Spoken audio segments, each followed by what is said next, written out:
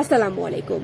মহাঔষধ হিসেবে পরিচিত কালোজিরা, যা ছোট ছোট কালো দানায় লুকিয়ে আছে হাজারো রোগ প্রতিরোধী গুণ।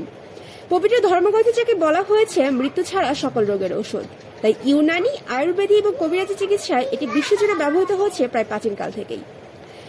ভাজি, ভর্তা থেকে শুরু করে বিভিন্ন রান্নায় ফোড়ন হিসেবে ব্যবহৃত হয় কালোজিরা।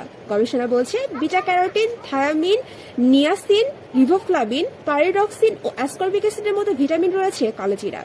এছাড়াও আছে ক্যালসিয়াম, পটাশিয়াম, সোডিয়াম, আয়রন ও ম্যাগনেসিয়ামের মতো খনিজ উপাদান। পুষ্টিবিজ্ঞানীরা বলছেন নিয়মিত কালোজিরা খেলে নিয়ন্ত্রণে থাকে ডায়াবেটিস, উচ্চ রক্তচাপ এবং অ্যালার্জির মতো রোগ। এছাড়াও ঠান্ডা জড়িত যে কোনো রোগ সারাতে কালোজিরা খুবই উপকারী।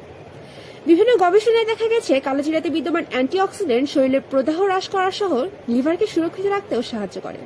এছাড়া এটি আমাদের রোগ প্রতিরোধ ক্ষমতা বাড়াতেও ভীষণ কার্যকরী। এই কালোজিরা মায়ের বুকের দুধ বৃদ্ধিতেও কাজ করে।